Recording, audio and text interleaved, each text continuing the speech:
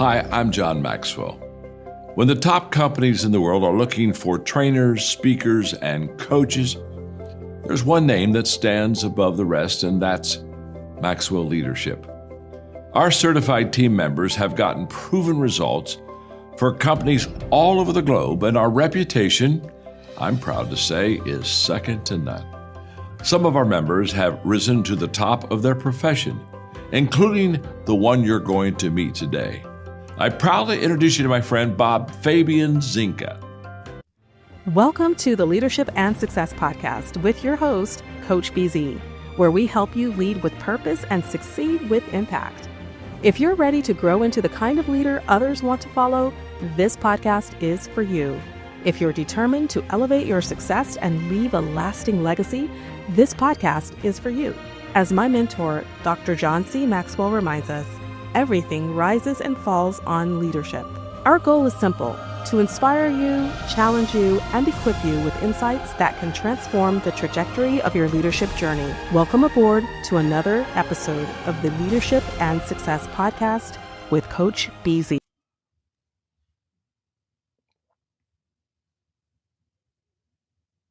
Hello, I'm Colonel Seth Knazevich, Commander, 41st Field Artillery Brigade. I'm Command Sergeant H. Samuel Zoker, Command Sergeant Major of the 41st Field Artillery Brigade. This Monday, May 25th, we observe Memorial Day. Please take a moment to honor the more than 1 million men and women who have given all in defense of our great nation. We honor those who died securing peace and freedom, who served in conflict to protect our land, and sacrificed all to preserve our freedom. We owe them our thanks and our honor. It's important not only to recognize their service, but to respect their devotion to duty and to ensure the purpose for which they fought will never be forgotten. We encourage you to go get outside this weekend and take advantage of the beautiful weather. Please maintain 6 feet of physical distance and ensure you are staying within the guidelines of General Order Number 1. I tell soldiers who aspire to do things that they think is highly difficult, whether it's special operations or going to flight school or going to be a warrant or going OCS. The only really thing that I see, right, a lot of times that separates a person is the level of commitment that they're willing to give to get there, right? I mean, everybody's same flesh and blood, put their pants on the same. But when you really look deep down, are you really to sacrifice your body to get in the shape you need to be in? Are you really to sacrifice your time to really learn what you need to learn? So I think the first tenet of something like that is a person has to really say, I'm fully committed to doing X, and then they'll be successful, right?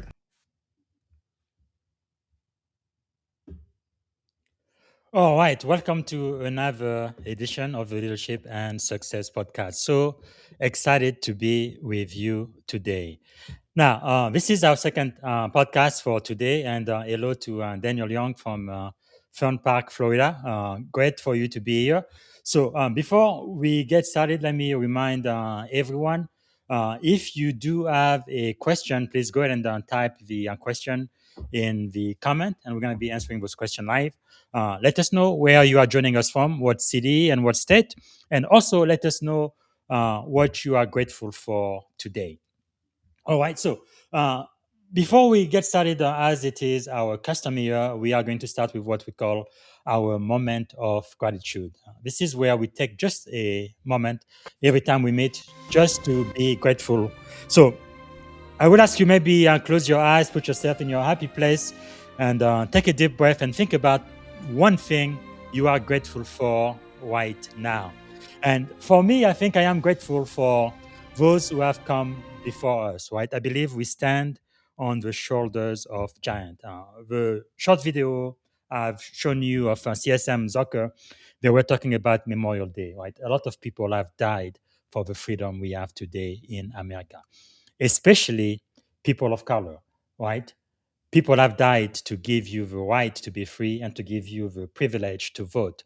And I am so, so, so grateful for that, for their sacrifice. So I am grateful for those who have come before us. So let us know in the comment what you are grateful for.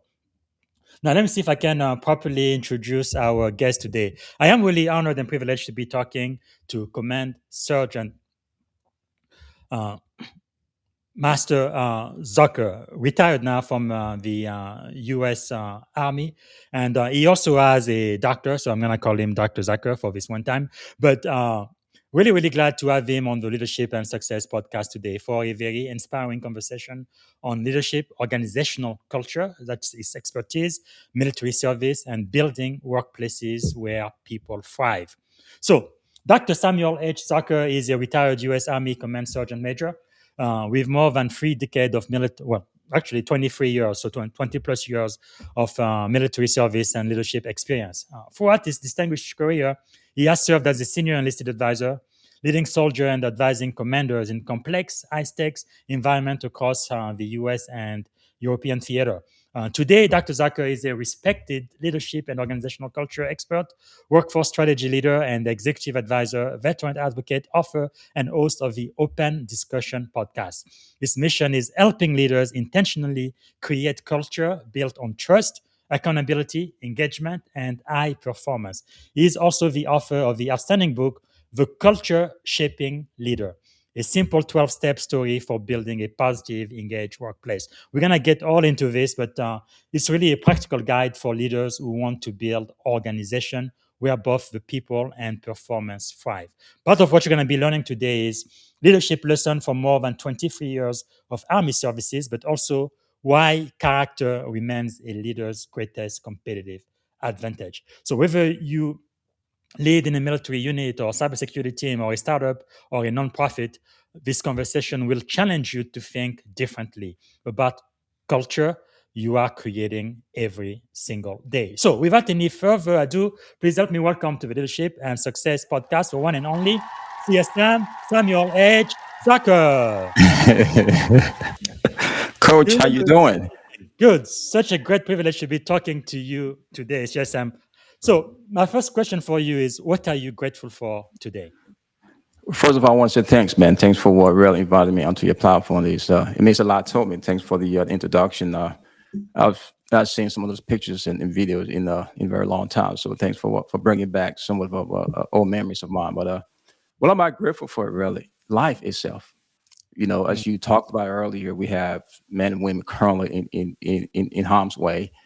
We Yes. have people all over the globe doing different things, and we have veterans, out here going through life. And I'm very grateful, really, for life and having good folks around me, really, Mm, to keep moving forward. So I'm grateful for just life, grateful for my friends and family, really. yes, that is so powerful and so important. And what is something about you, Dr. Zucker, that most people may not know when they first meet you? I am a big Chelsea fan. I know Arsenal. If you watch soccer, I'm a soccer guy, right? What Mhm. we call it football, but I'm a big Chelsea fan. And folks, yeah, yeah. I mean, I grew up back in West Africa. We play football. They call it soccer over Yes. here. But I'm a big Chelsea fan, and I'm just a guy who love soccer. That's also some folks may not know that, but yeah, that's who I am. What do you think about Lionel Messi? I think he had scored three points. Was it yesterday or the day before? Yeah, I've been following the World One Cup. I mean, minute. it's pretty early, right? It's pretty early, Yeah. really determine who's going to be on top. I mean, all the teams. So for me, right, as I look at the entire World Cup, really, Mhm. is amazing the amount of teams that are in the World Cup because I think Yes. soccer is on the sport, in my opinion, that bring Hmm. the whole globe together, right? I mean, on True. one stage, put away our differences, just focus on sports. So I mean, I like Messi. He's okay. Rolando, I mean, those guys are pretty good. So yeah, I mean. Yes, I remember when I was growing up, it was Diego Maradona. I was a huge fan, and then of course came to You see. Diego Maradona. Here we go again. well, I am a King Pele guy. Pele is my guy. Pele. Yeah, Pele is definitely the goat, the greatest of all He's the time. king. No He's the discussion. king. King Pele. That is right. That is right. I will not argue on that. So let's go something much less controversial. So Okay. for those meeting you for the very first time, who are you without all of your achievement and accolades? I am first of all, I'm a God fearing person. With all my imperfection, I try to do what's right. Mhm. But second, I just love people, man. I love to be around people. Love to help people. I mean, people just give me joy. You know, my wife always remind me every time we go out. The first thing she said, "Please don't embarrass me." Right? I talk to everybody. You know, so I'm just a people person, but really God-fearing person. But I just love to be around people, really. Yeah. Yeah, I think your wife and my wife must be related. But so looking back over 23 years in the U.S. Army, actually, first I must say, so you went from E1 to E9, right? CSM, Command Sergeant Major, which is quite incredible. No, I believe the statistics are less than 2% of people who join the army or the military end up at that rank. So that is huge. But looking back at your career in the army, what experiences most shaped your leadership philosophy? Well, it is a lot. I can tell you, it's not just one experience, really. It's been a combination of years over years over years. But most important is the people.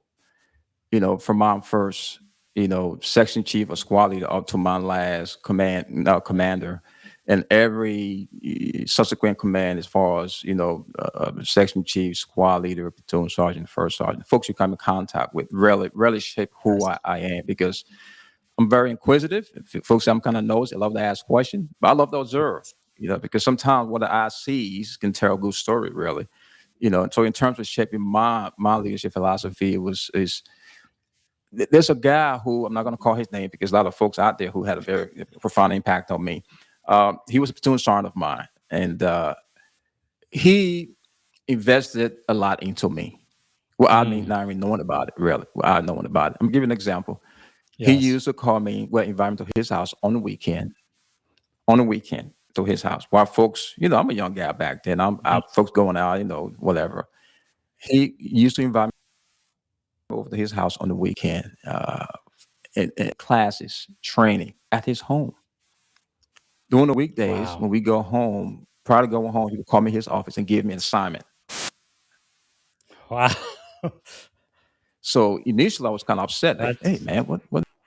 As time progressed, I realized on as well. So yes. he was preparing me for something that, So I mean, I said all Mm. the Wow. non-commissioned officers, all the soldiers, all my and my first son, but he had a Wow. profound impact on me because he invested in me. I mean, I mean, I didn't even know about it, but as time progressed, as I Mhm. reflect, I said, "Oh, okay, I got it. I got it." Wow. That is so powerful. And what is one of the lesson he taught you that you still carry today? He told me to learn how to be. He told me to be patient. Because Mm. sometimes I was stuff to happen just like that, right? As I progressed through my military career, he always in the back, Zoker, slow down. Zoker, slow down. Because I'm an old airborne guy. The airborne Mhm. timeline, we have to meet those benchmark. We have to keep going. So one thing Yes. that he told me to do, slow down. It should be a gradual process. Slow down. Mm. Assess what's going on. And then Wow. once you slow down, everything works in slow motion. Really, believe it or not. So he taught me to really be patient, but slow down. So that's something that I've taken uh, all the way through my entire career, really. That's really powerful. Something I'm still learning today. I think my wife has been the one who really taught me how to do that. But it's really incredible. So throughout your entire career in the army, when did you start to realize that really leadership was not about position and title, but really more about the people?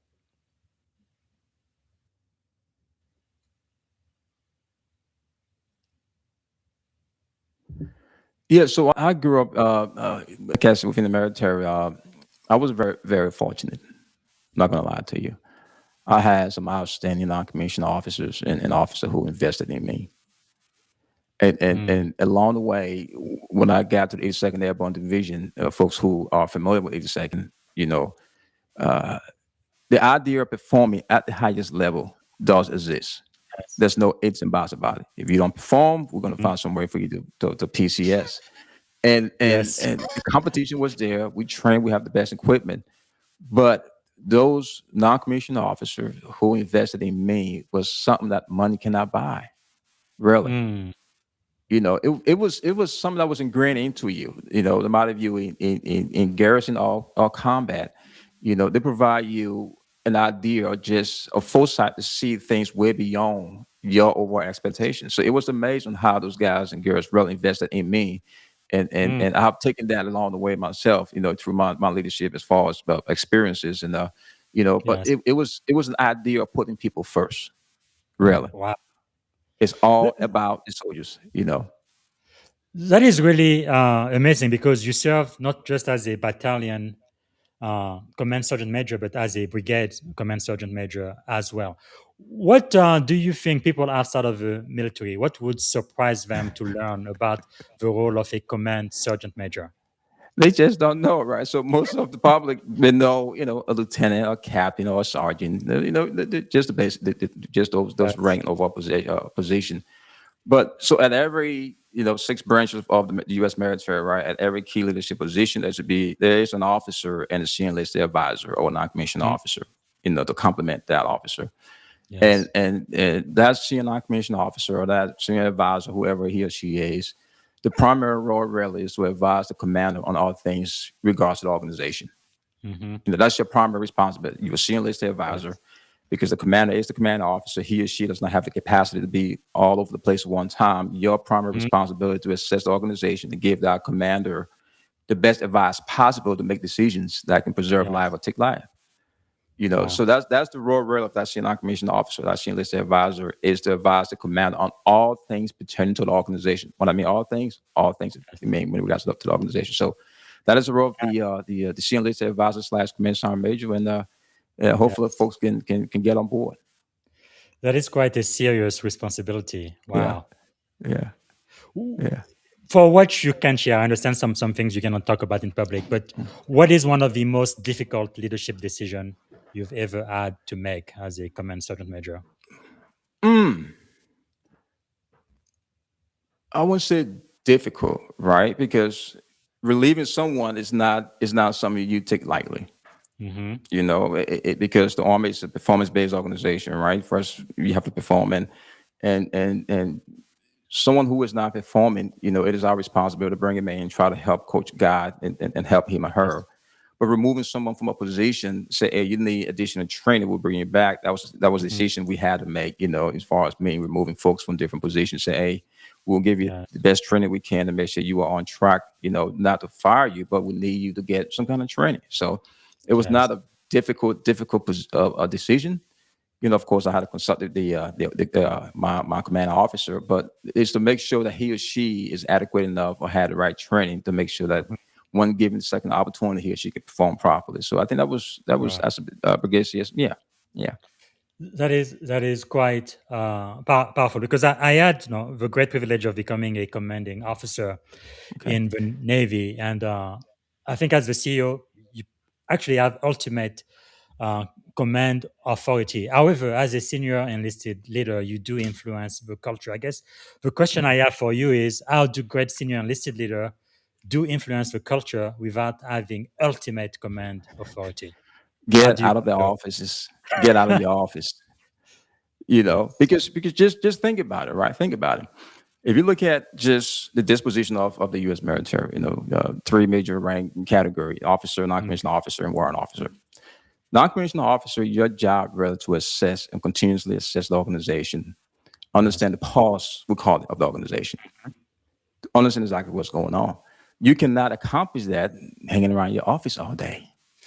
You have to get within the Yes. formation. You got to talk to soldiers. They have to see you. You have to be present.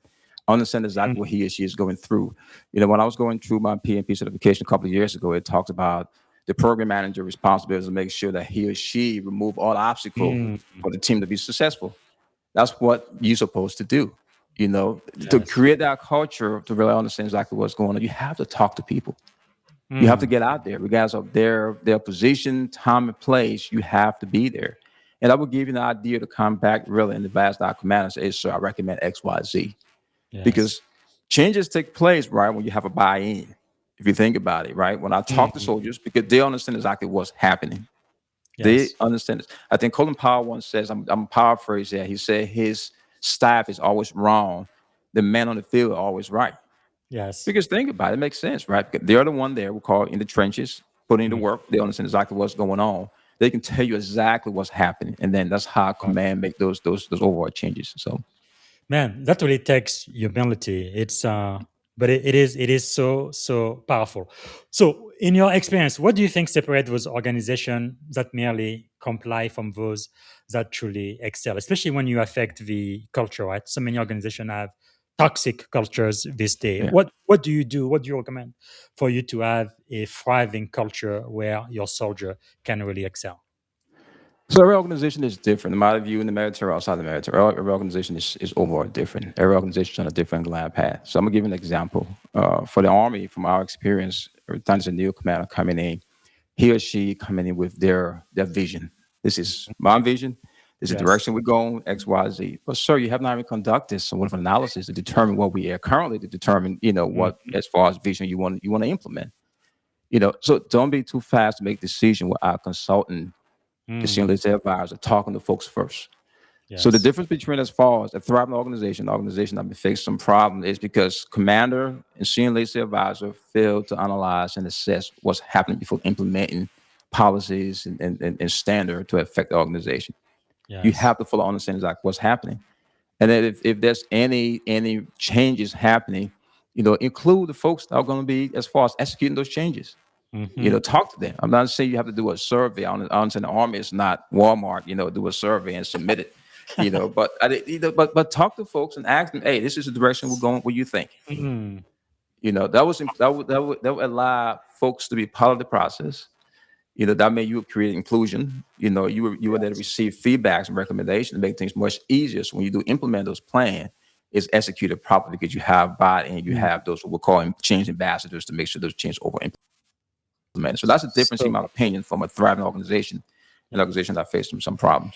So powerful. Now, you did say like it a lot of question when it comes to leadership, it really depends on the organization, the industry, the size, and all of that. But during your time leading soldiers across Europe and multinational environment, what leadership lesson transcend culture, nationality, background, uh, industries, and all of that? Which leadership, I guess, universal leadership principle you feel like work no matter where you are? Because the Army or just the U.S. military is a very diverse organization. Folks from Mhm. different backgrounds from all over the globe. You and I were having this conversation now, and no matter if you in combat or in garrison, we all aspire to do well. Mhm. We all seek the same thing for our families. You have to be humble. You have to be. Mm. Because your position or your rank does not, justify who you are or tell someone I'm better than you and whatever the case may be. What transcend that is about you being humble, looking at somebody for who they are, and treat folks the way you want to be treated. It's a simple Mm. concept of life. Really, it's very simple but very, very profound, right? Treat folks the way you want to be treated because we all aspire for the same things. We want our kids to be successful, we want our kids to be okay, we want them to be well. Mm. So it's the same concept. But I've Yes. seen in the past where commanders or just I don't want to use the term commanders, rather your officers get pretty kind of shaky when I say commanders. Uh, uh, People in leadership positions sometimes, lose the core aspect of what leadership is all about. It's about Mm. service to others. It's about service, really. Yes. Yes. I told somebody a long time ago, once you accept a leadership role, you have relinquished your ability for self-interest. Mm. It's So not powerful. about you anymore. It's not about you. It's about the folks for which you are leading.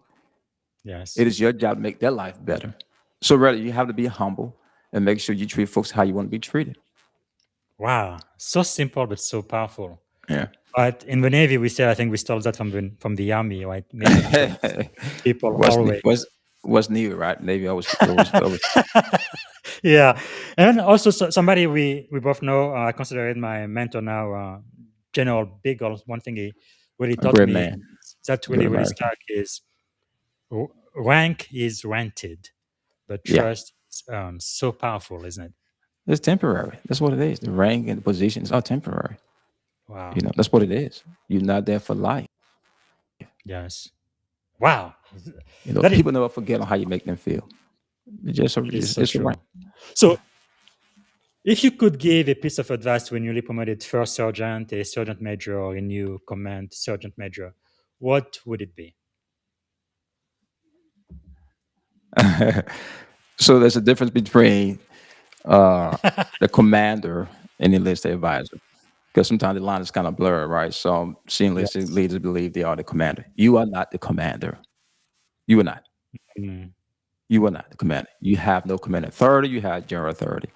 So my advice would be, have a sit down as a new incoming first sergeant, sergeant major, whoever you are. mhm. Have a sit down with that commander. Understand exactly which direction they're trying to go. Yes. You know, and I've been very, very fortunate. All of my commanders I've had, we have no issues.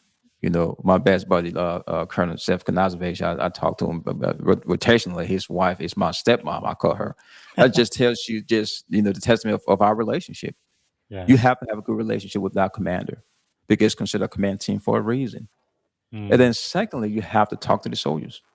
You have So to. powerful. You can't come in trying to change things without talking to people first. Understand the organization, walk around, talk to folks, collect Mm. consensus, be open for feedbacks and recommendation. And then your job is to package that. Say, hey, sir, this is what I've heard. This is what is going on. I recommend we do X, Y, Z. You got to come together as a collective team So powerful. and try to place the organization on the right path. So, Now, usually in the military, we talk about the triad, right? Not just the senior enlisted advisor and the commanding officer, but also the XO, the executive officer. yeah, the How does that staff. work?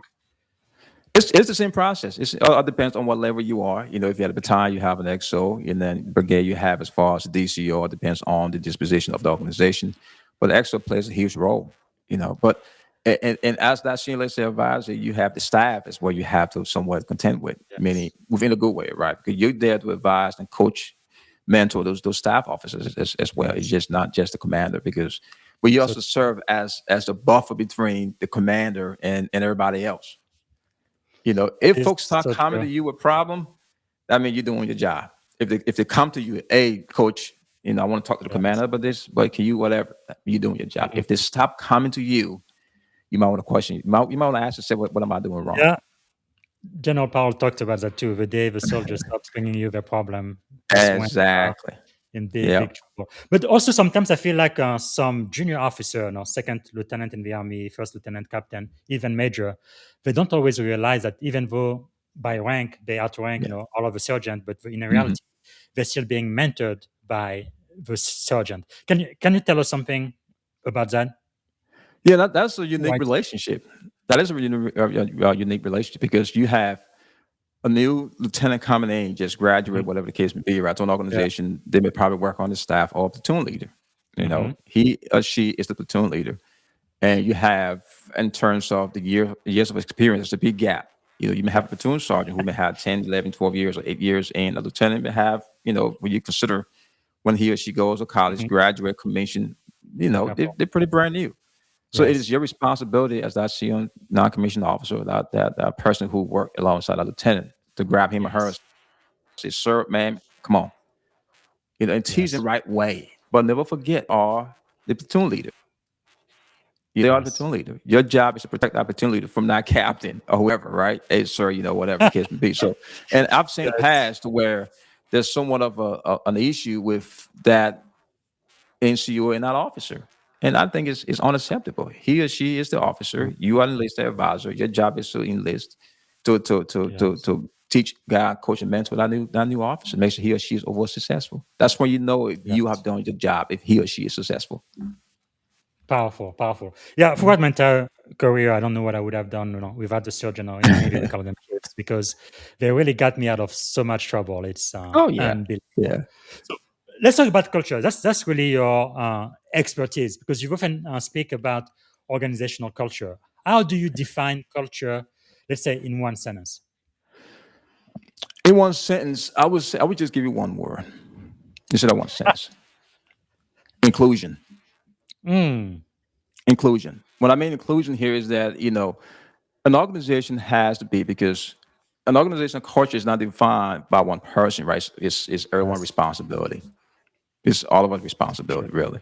I like that. And when I mean inclusion at the command level, it is your responsibility to create an atmosphere, right, that is Mm. acceptable to feedbacks, criticism, recommendations.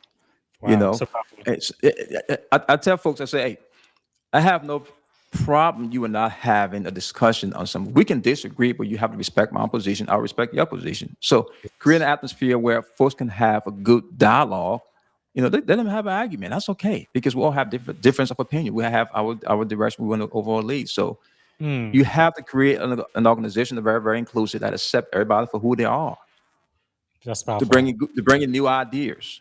Because sometimes you're seeing commanders say, "Okay, I'm the commander. I'm the guy or girl. It's my way or the highway. Is what's going to happen." Well, you're not going to build good, conducive culture because now folks are reluctant to tell you things. So if you create that inclusion, Mm. it provides the atmosphere for your organization to be very, very successful, in my opinion. That is so powerful. I think it takes humility is definitely the right thing to do. Because when you were talking, something else came to my mind. I think it was Peter Drucker, right? Is the father of modern management. He used to say that culture is strategy for breakfast. So you can have the Yeah, best strategy in the world, but if your culture is messed up, you are not yeah. going to be successful. Do you agree? Yeah. Oh, absolutely, absolutely. Because if you look at culture, right, we all have different approach to establishing a robust culture. All right, you may have some folks who may have all of these bumper stickers. Hmm. The things they're going to write. You walk within the command suite or whatever, and within a company, right? They have different Yes. quotes on the wall, this and that, whatever. But it's not being practiced. Mm. You can put stuff up all day, but if it's not being practiced adequately with intention, you create a problem. Yes. Don't just talk about it, right? It said be about it. Don't just talk about it. It has to be within the organization. It has to be the foundation of the organization. Mm. Believe it or not, because the culture plays a huge role. Without a suitable culture, you cannot perform adequately. Folks will perform. Okay, I will Yes. come in, do my work, and I'll go home. But if the culture turns to robust, a place where I know I can express my concern Mm. and leaders will listen, I can provide ideas. It would create a place to where folks want to get up in the morning and go to work. You know, Yes. Wow. Because command strategy manager, one thing that you said, I guess most people call that now psychological safety, creating that environment where people feel like it's okay for them to let their voices be heard. And sometimes I can really save the organization from making some really critical mistakes. yeah. What do you advise as an expert? What should leaders do to create that type of environment where people don't fear retaliation, but where they can really speak truthfully? So open communication, right? So open communication lead to trust. We will Yes. we will convey what's happening. We will communicate, and then you will build relationship. And Mm. true relationship building, trust will be established. Yes. And Wow. once there's trust between you and I can trust you, you can trust me. Things will be much better, really. But you have to It's communicate pretty true. well. I talk about it in terms of one of my book, communicate with clarity, right? This is our vision. This is the direction we're heading. If for some reason someone within an organization does not understand that vision, it is leadership responsibility to make sure they explain or convey that vision to that person so he or she can fully Yes. understand exactly what's going on. Mm. If we communicate properly, we build good relationship. With good relationship building, we build trust. An Yes. organization that trusts each other within the workforce can be very, very, very, very, very perform very, very well. So That is so true. Now, what do you do when you join a new command, but you don't have much time? You're about to get deployed, so you need to build that trust quickly. So, how yeah. do you accelerate trust? So if you're speaking for, we can look at two parts, right? Let's say the army, and then Mhm. wait, you said deploy, so just focus on the Yeah. army. The army is not a big organization, right? It's not too big. So prior to you coming into any position, you know exactly who the commander is, and Hmm. you and her, him or her, whatever, have communicated. So there's ongoing discussion going on. Yes. I can give you an example of my last organization where I worked as a brigadier CSM. Prior to me getting there, the commander was already on ground, and he reached out Wow. to me. So that That's a, tells you something. yes. He's a commander. He reached out to me, introduced himself, explained to me, because he was already on ground, this is the direction we're trying to go. He sent me some documentation, digest this, concentralize this, let me know what you think. So right there, Ah, we were somewhere pretty good. But that doesn't I happen I I love that. It didn't say this is where we are going, this is where we are trying to go, and I where want to know we, what you think. That's yes, very powerful. That shows yes. respect. Wow. Absolutely. So but right there, it is something that you may not look at it too deep, but if you think about Mhm. it, he or she take the time to say, I'm gonna reach out to him or her. This is the direction we're going. This is what I want. What do you think? What do you propose? What do you recommend? Yes. Wow. Simple concept, but very, very profound. You Wow. know, That's amazing. Yes. it's that's just how it's supposed to be, really. And like I said, my command, I love that guy. Really, I love him, and I have no all my commanding officer. I still talk to him, but Seth Canazave is the guy. Yes. That's all. That's Yeah. amazing. Now we have our first question from the live audience. Daniel says, Dr. Samuel Zoker, we appreciate the relinquished self idea. From leadership design perspective, the challenge is creating structures that keep service from becoming optional when pressure rises. So Emily says, what protocol help ensure leaders stay anchored to their people, not just their deadline, especially peak demand? What a great question, right? Because Yes. most organizations focus on metrics, because Yes. most organizations are performance based. We Mhm. have a product, we have a service, no matter what it is. In the military, it's the same process. Yes. You have to stay connected with the men and women for which you lead, no matter if you're working at Mhm. Amazon or the Army. You have to talk to people. You So have to true. talk to people. I'm gonna give you an example. I had a commander. He's a two-star now back in Germany. When he speaks to you, you feel like you're the only person within that room. Wow. Hey, coach, how you doing? Hey, how's the family? But I mean, Yes. it's a little thing that counts. Yes. Wow. That connection you build goes a long way. Mm. I mean, it's not possible, right, for a commander or a CEO of a large organization to go around shaking everybody's hands. I got it, but Yes. the little things you can do here and there, because that trickles down, right, to those regional directors, those first line, managers, whatever the case may be, because that's how a culture works. What they see you doing, Mhm. they will implement the same thing. They will emulate the same thing and make things much better, really, to make sure the organization is on the right path. Powerful, man. We are already running out of time. Let's get Okay. your book. I do need to talk about this. The Culture Shaping Leader: A Simple 12-Step Mhm. Story for Building a Positive, Engaged Workplace. Why did this book have to be written? What inspired you to write it? I have always been fascinated with culture, organizational culture.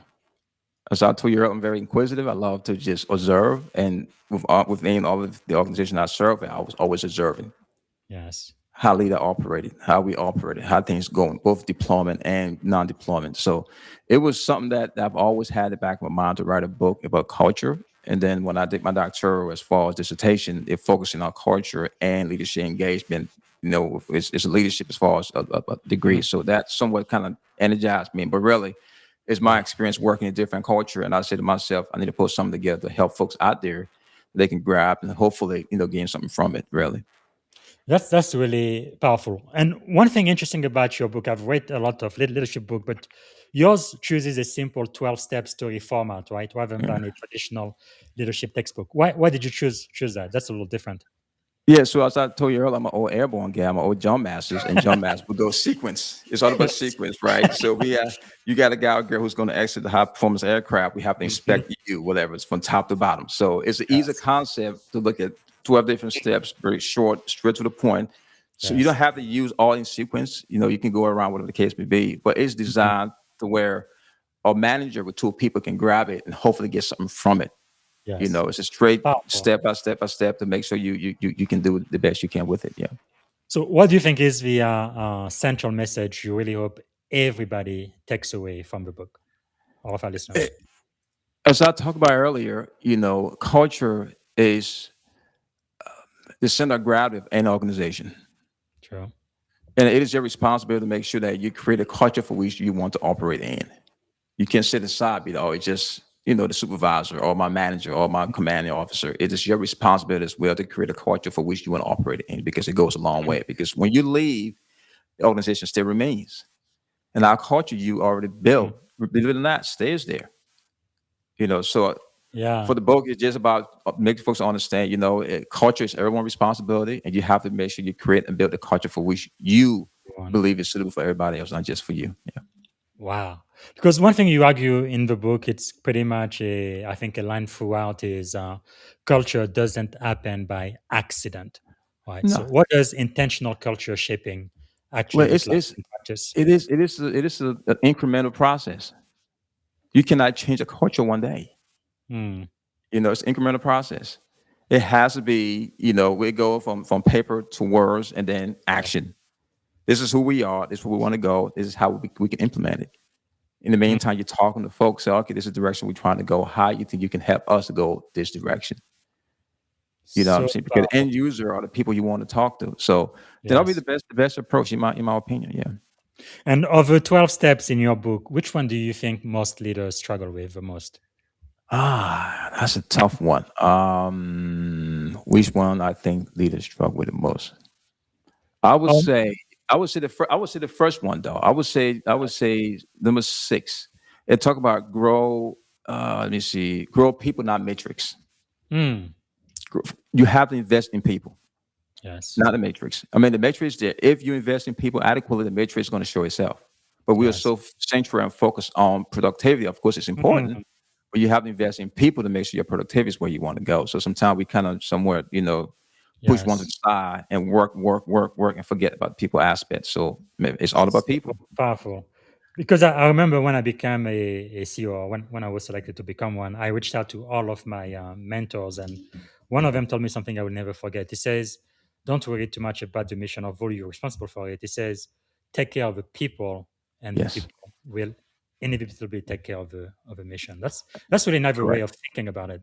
Yeah, Wow, yeah. man, that is powerful. So, which chapter was one of the most difficult or most challenging for you to write? Chapter 6. 6. Why? Yeah. Like I say, is you have to invest into people.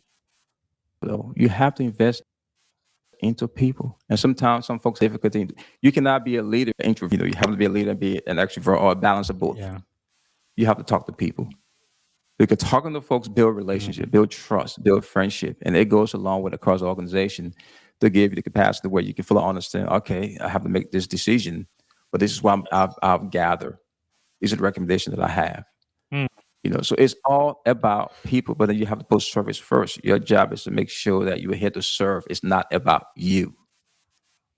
It's not about you. Okay. Now, one question that comes often when we say that is, you are still responsible for the mission of the organization, and then the question Mhm. becomes, how do leaders balance right accountability and compassion for the people without sacrificing either? How do you balance that out?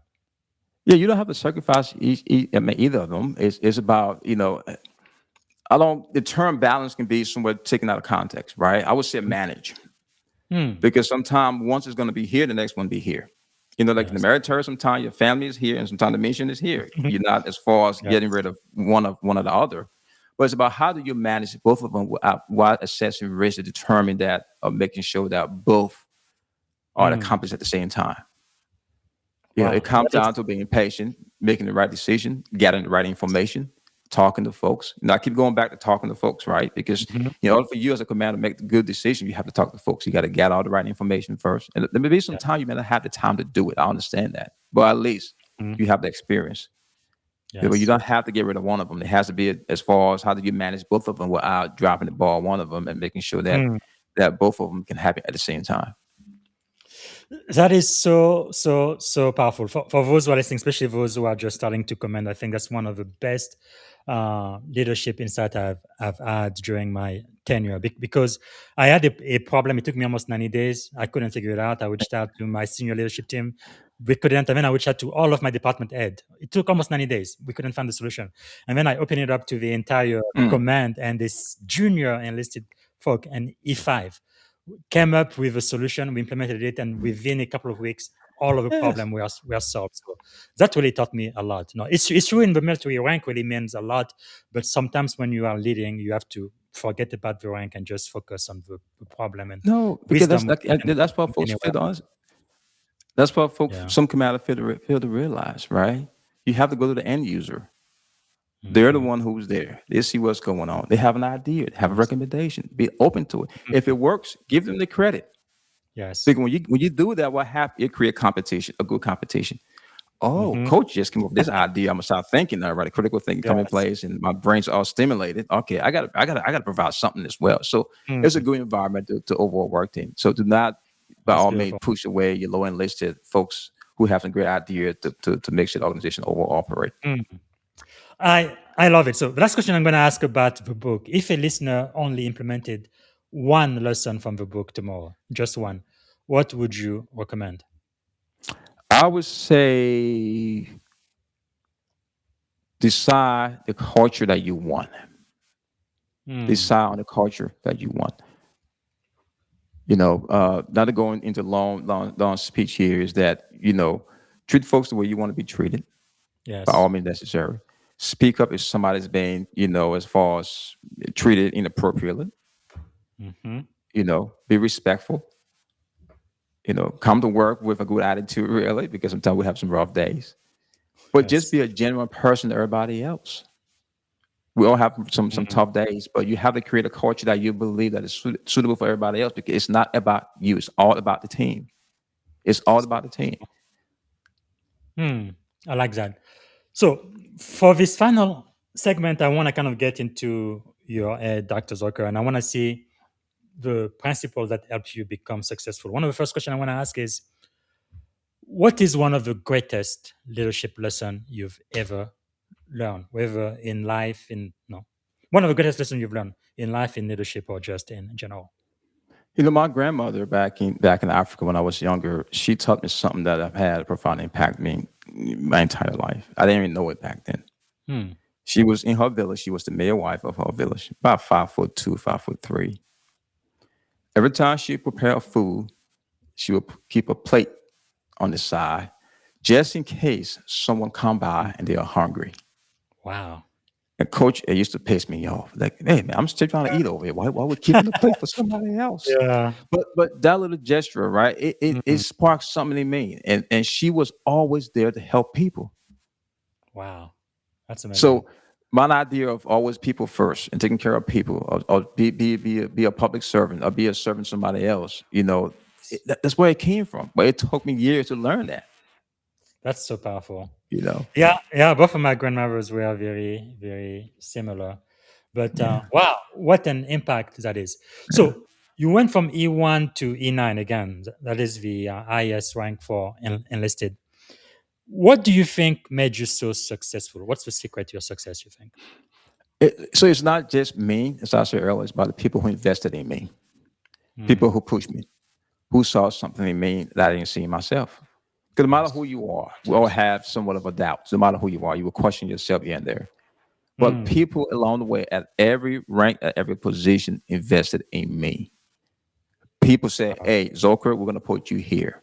Zoker, we're going to send you here." Of course, I know I put in some work, but Yes. based on their recommendation, based on their sacrifices, based on the work, like I told you, up to doing Soren, I took his time from his family to teach me how to do something. Mm, Having discussion with senior military leaders. When I was in Germany, one-on-one discussion, believe it or not, with military spouses. So yes. those are Wow. things that we take for granted, but those are all the combination of things. Really, I will not sit here and say, "Okay, I did it all by myself." No, no. Of course, I Mm, work, but the people who invested in me, I give them all the credit. Really, that's really powerful. So if you had a minute, command sergeant major, for all of the E5 and below who are listening to this podcast right now, what would be your advice to them? treat the soldiers with respect. Hmm. Treat Wow. the soldiers with Powerful. respect. Take care of them. Take care of family. Yes. Wow. Powerful. Okay. What are you learning these days? I know leaders are learners. What are you learning?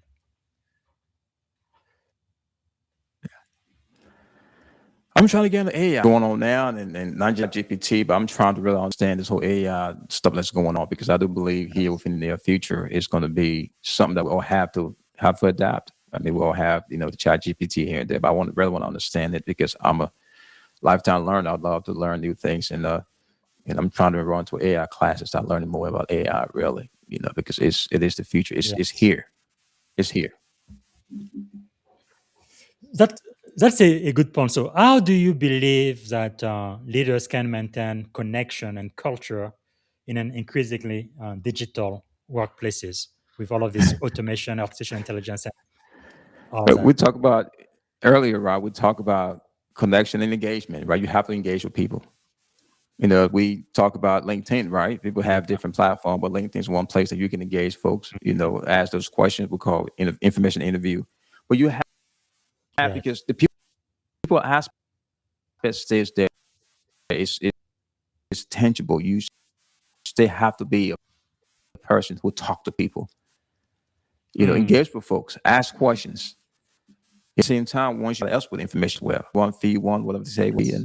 and but I say it's like engagement. It's all about networking, it's about relationship building. Yeah. Because one time that was very difficult for me personally is when we went through COVID, right? 2020 to like 2021, 2022. And I became a commanding officer right after COVID. So all of my folks were working from home, and now they were trying to learn again how to come back to the office and work. So it was quite a transition, and it was a little bit of challenge to really keep that human connection when people were so used to working remotely, on their Yeah. laptops and all of that. What is a tip you would advise even on the civilian sector? There are still companies here in Silicon Valley where they still work remotely. I feel like that's okay, but you are missing a lot of mentorship, things that happen at the water Yeah. cooler, and just a lot of that. What is your advice for a all remote culture I organization? mean, we have so many different platforms you connect with people on these days. Than what we're doing now. The idea of Yes. Zoom and Google Meet, whatever the case may be. You may not Mhm. be able to meet somebody face to face, but the digital Yes. communication piece works. Not just a phone call, Mhm. but the face to face stuff on the Zoom, on Team, or whatever case Teams Yes. call, whatever the case may be. Because it shows that you care. Talking, it feels like I'm there. Make it Off okay. phone these days, we have FaceTime. I have friends who I've not Yes. seen in the flesh, but FaceTime. So I would say use those Mm. technology at your disposal to maintain going. Yeah, I am really jealous of the sailors who joined the Navy now because when I joined 21 years ago, when I was deployed, I could only call my wife maybe once every 3 or 4 days, and you had to use was like Tell me about it, AT&T right? phone, and only after midnight. I mean, it was Yep. terrible, terrible, terrible. No Yep. communication whatsoever. But yeah, things have changed quite a lot. So we talk a lot about successes, and that's fine. We do celebrate success a lot in America, but what about failure? How has failure shaped your life? So I changed the terminology. I don't call it failure. I call it shortcomings. You know, Hmm. because you learn from your failure. If you're not learning from from your failure, you're gonna have a problem. It's all shortcomings, right? Yes. Because we all have experienced something. You know, Hmm. failure. The matter of is professionally or personally, whatever the case may be. Wow. I went to a jump master school back in Bragg, and I didn't pass the first time. Hmm. I was like, what's this is an army school. It's not that difficult, Hmm. but it sparked something. I had to go back to the drawing board, be like, hey, you're not as good as you think you are. So it was a Hmm. shortcoming. So I had to go back and readjust and ask some questions and learn and come back and we're overall successful. So those are all Wow. just as far as those are all just shortcomings that you can overcome. Hmm. You can I overcome it. like that. I like that. If it's a shortcoming, you can overcome it. But if it's failure, Yeah. could be fatal. So it's really the way you look at it. Is there maybe, can you share one of the greatest fear you've been able to overcome? The best one, the fear I've been able to overcome. Mm. Jump out of a perfectly good airplane. Yeah, yeah. I guess you I'm Rangers and telling Special you, Ops, coach. I'm just telling you, crazy. it was. It sounds good. I want to be airborne until you up there. The plane take off, and the doors are open. They say green light, go. You be like, oh, what the heck? What am Uh, I doing up here? But yes. after a while, you get used to it. So that was one of my Yeah. biggest as far as fears that I overcome. You know, yeah. Wow. That is something. I guess once you do it once, then you kind of get over it, right? Well, it's sort of Because kind of, but you still have for in the back of your mind that something can go wrong, man. It's that's what it is, But because you're doing it, you want to keep doing it and keep doing it and keep doing it. But there's always somewhat of a back of your mind that is something can go wrong. But the training is there. You are trained yes. with some of the best guys and girls. You respect your Mm. equipment. You trust your equipment. You trust the training, and you just execute really. Yeah, I remember when I went through boot camp, I had to learn how to trust my gas masks. That Oh was one. Lord. Yeah, the worst time of my life when I was there. But yeah, the mask actually worked, so I Oh, was yeah, it very, works. very confident of that. So we've already talked about some of the mentors and people who've had a huge impact on your life and career, although you refuse to name them, except for one. But let me ask you a different way. If Uh-huh. you could choose three people to have dinner with, right? There could be people who are alive, people who are dead now, or even people who are just fictitious character, not real human being. Who would you choose and why? Three people. Three people, not in no particular order. Mhm. So I would say General Colin Powell first. Yes. He demonstrated what it be to be a leader, meaning, he was all about his soldiers. And he was all about people first and soldiers. It's not about you. But he was a Mhm. public servant. He served 30 some years in the military, came out, served in the government and really placed his country first with all his imperfection. Nobody's perfect, Mhm. but he did something. If you read his Yes. his story, it tells you a lot of who he is, and a God-fearing man, a family man. So he Mhm. demonstrates some of those characteristics. You look at, you say, okay, I think that's a good guy. Yes. Second would be, believe it or not, I would say Abraham Lincoln. Mm. From a leadership standpoint, the United States have had two major combat, right, on this war, the Yes. Revolutionary War and the Civil War. Mhm. Just imagine what he had to manage. Yes. Just imagine the decision he had to make. I Mm. would have loved to be on the side of the wall, just seeing that, what he's going through his mind, the process, and how does that work really. I Yeah. think that was a great leader, and I would say my man Bob Marley. I'm a big Bob Marley fan. Believe it or Yeah. not, how he wrote those Okay. songs, and all his songs is something that had a profound meaning. Yes. If you listen to the words within the song, it's something it Yes. inspires you no matter what it is. So I would say, Powerful. I mean, that's a long list of people, right? And Yes. my wife is gonna get mad at me while her name is not on there, but my wife, of course, is top of the list. But Yes. I think those the three folks are people that I would say, yeah, Mhm. I would love to, Powerful. to have dinner with. Yeah.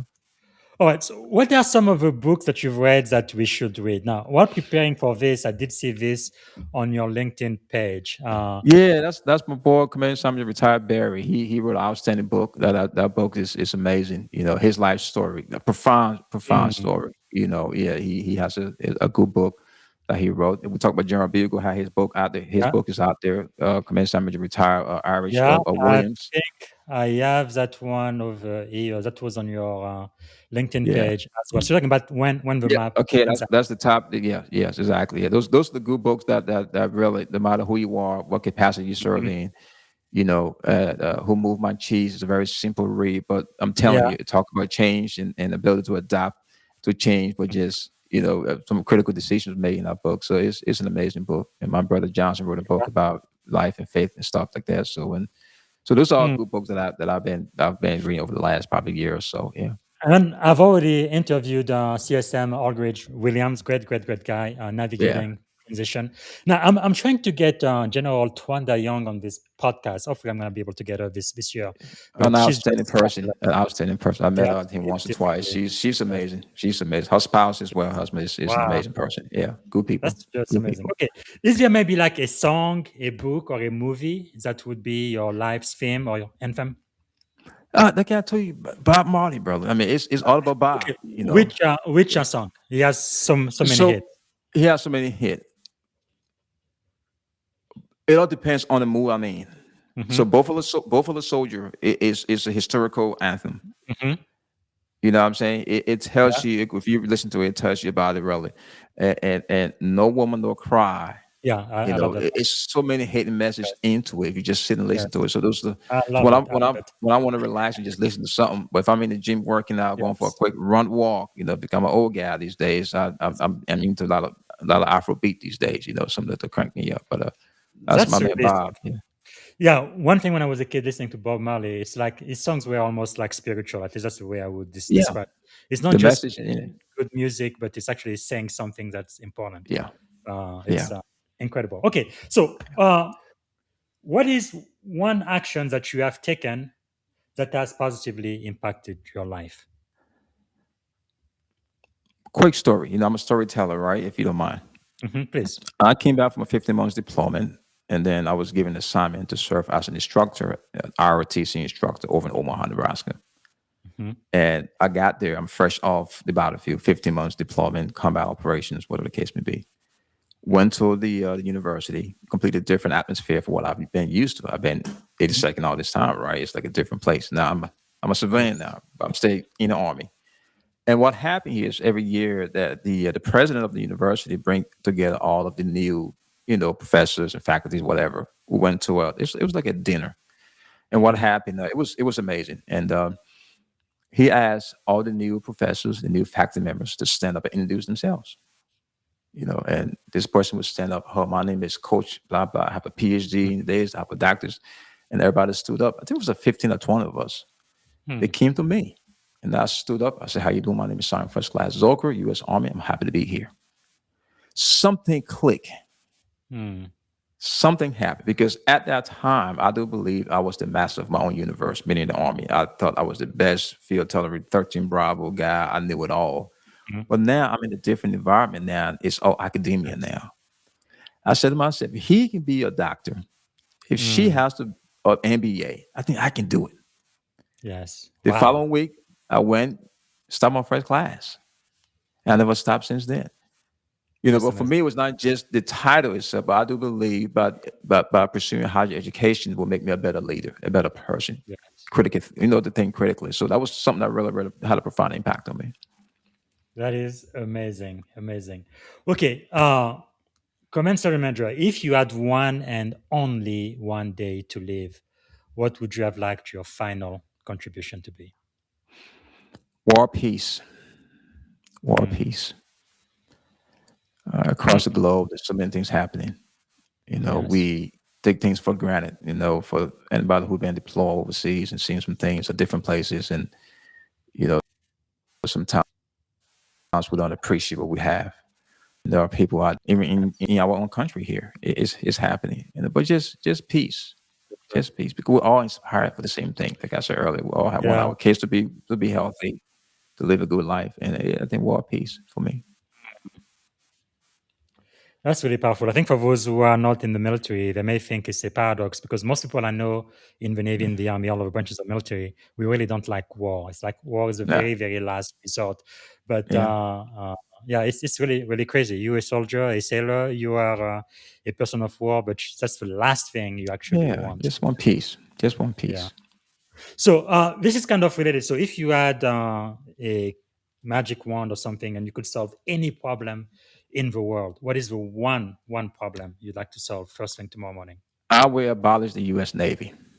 That's so funny.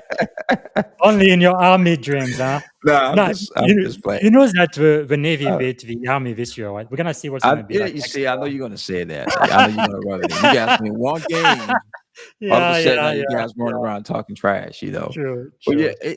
if I would go back again, man, to just I'm a peaceful guy. I do believe that collectively we are the same. No True. matter what country you are, no matter who you are, we are the same. Yes.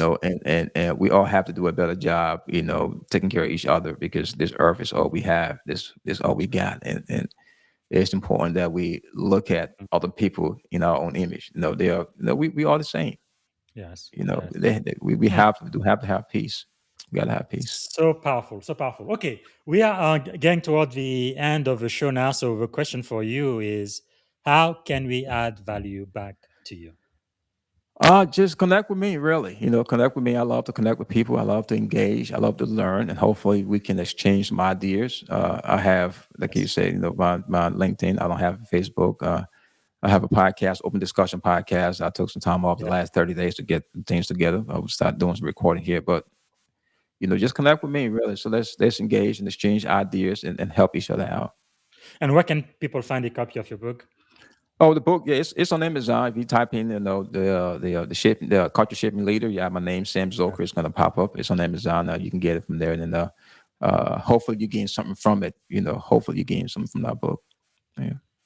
Powerful. Thanks so much for sharing that. So as we end the show, one of the most important questions I want to ask. Actually, so you said you were born in Africa.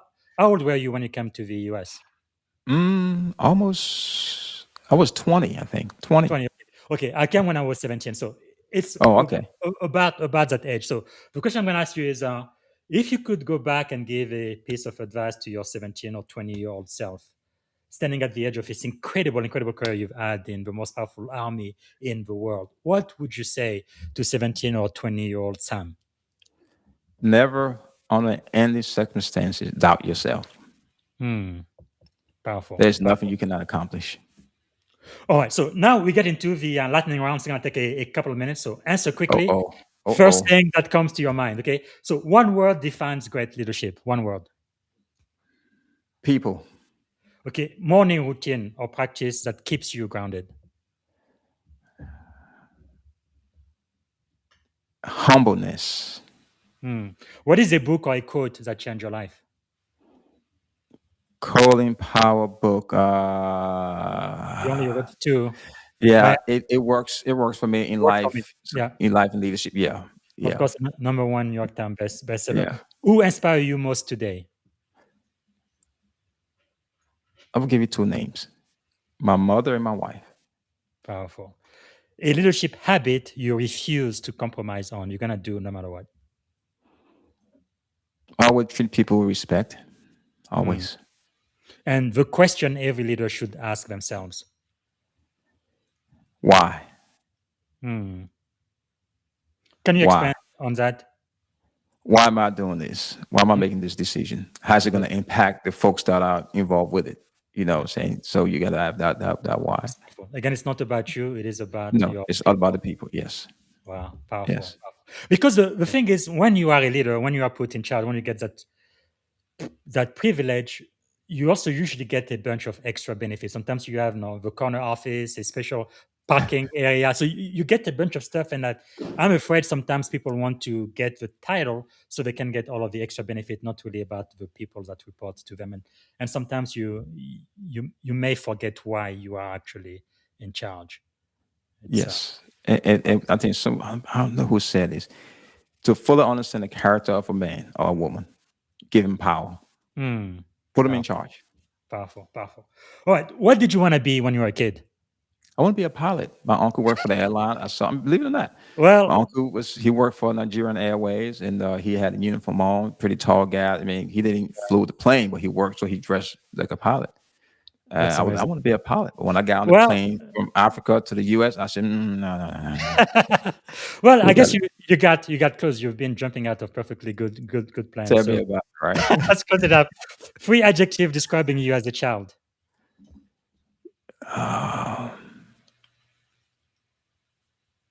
Polite. Tomorrow.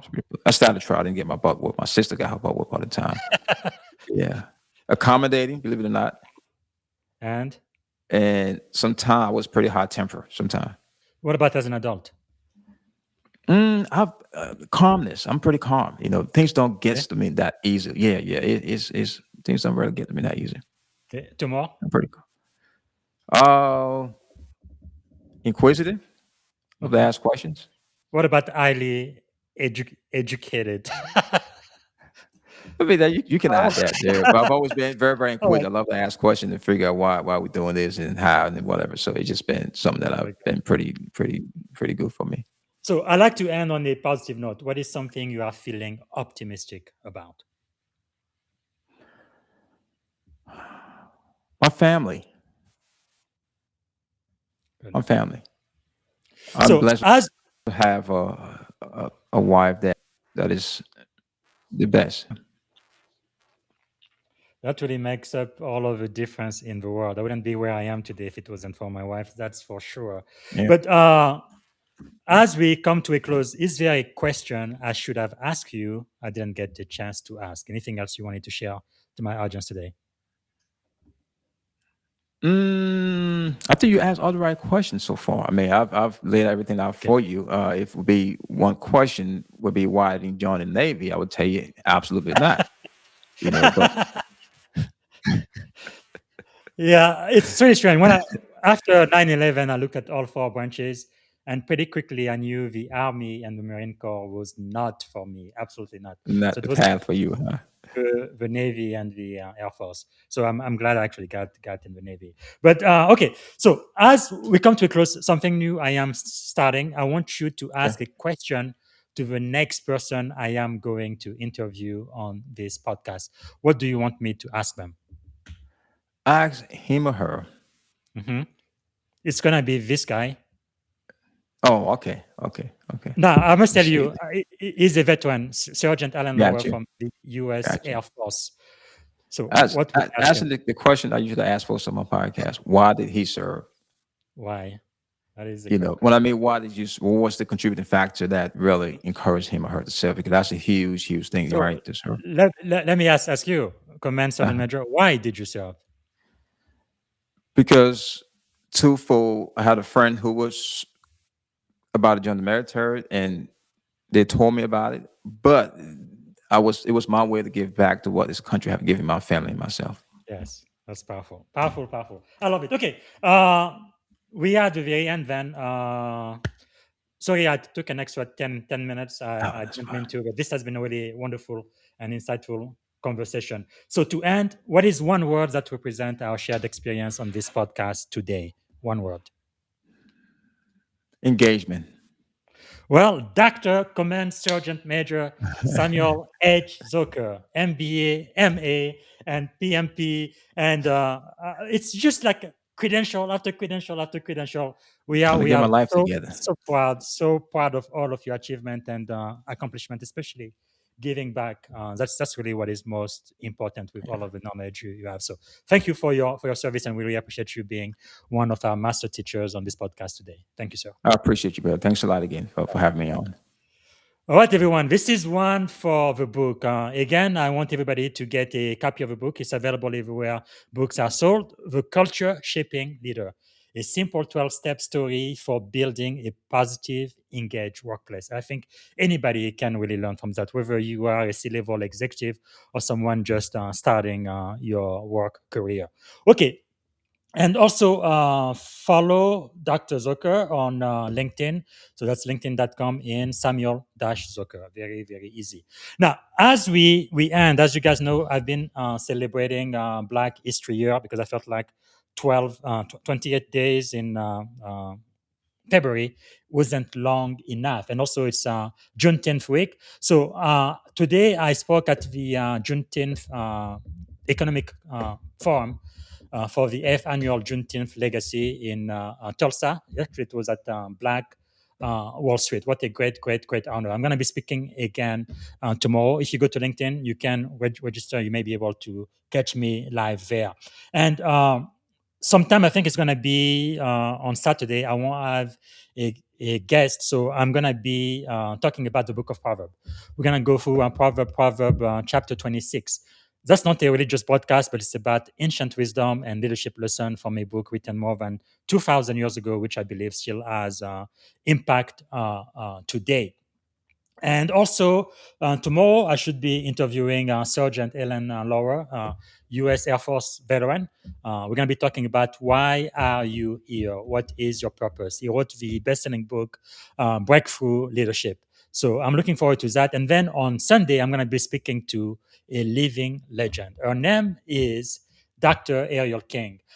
She's just so awesome. She's written the book Humanity Unveiled. This woman has met all of the greatest people in the world, from Madiba Nelson Mandela to Maya Angelou to Oprah to Pope Francis, on and on and on. So she's really gonna be teaching us a lot, and I'm really, really looking forward to that. So for our Black History, really quick, let me see. Today is June the 18th. What I want to share is on June the 18th, 1963, and again, I have a LinkedIn post about this. Officer in Gadsden, Alabama, where I used to live, they tortured civil rights protesters with cattle prods. That was on June 18th, 1963. More than 450 Black Americans were arrested in Gadsden for peacefully protesting segregation and voter suppression. Their crime was exercising their constitutional rights to free speech, peaceful assembly, and equal treatment under the law. That happened in 1963.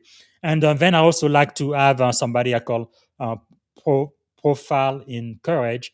And that person for today is going to be the very first African-American woman to serve on the state highest court. That's Juanita Kidd Stout. And I'm going to play a quick video about her to end the show. And hopefully I'm going to see you again tomorrow when I'm going to be talking to Alan Lowe, and then again on Sunday when I talk to the legendary Dr. Ariel King. She doesn't just have one PhD, she has 2 PhD and another doctorate. So highly, highly intelligent, highly educated, and I really, really look forward to speaking to her. Thank you so much for watching. Tell us about becoming a judge. How did that come about? Well, I became a judge in a very peculiar manner. I suppose peculiar is the only word to describe it. I was working in the district attorney's office at the time when one of the judges in the system unfortunately died.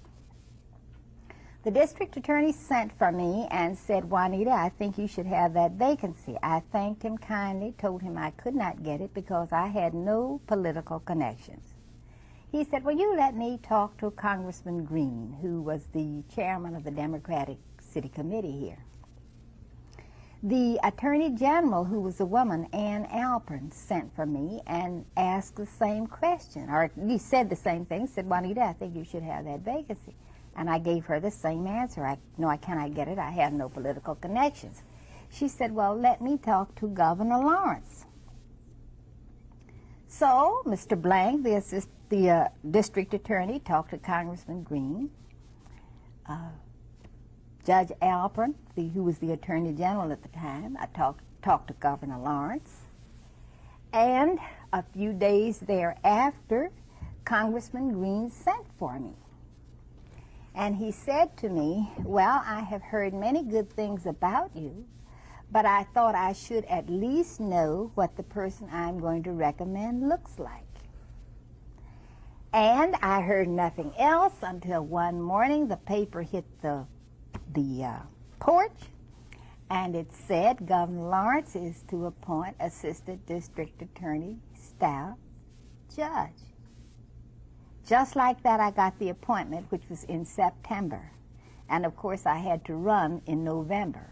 And I ran in November and was elected to a 10-year term and have been retained twice. So I am now almost at the end of my third 10-year term. But that's how I got to be a judge. You remember... Thank you for tuning in to the Leadership and Success Podcast with your host, Coach BZ. If today's episode added value to your leadership journey, be sure to subscribe, share, and join us again for more wisdom nuggets on how to lead better and achieve greater success. Remember, leadership is the most critical skill of our time. The world will always need leaders to inspire others, drive innovation, and execute meaningful strategy. So why not count yourself among the bold leaders shaping the 21st century? Until next time, stay inspired, stay committed, and keep leading with excellence.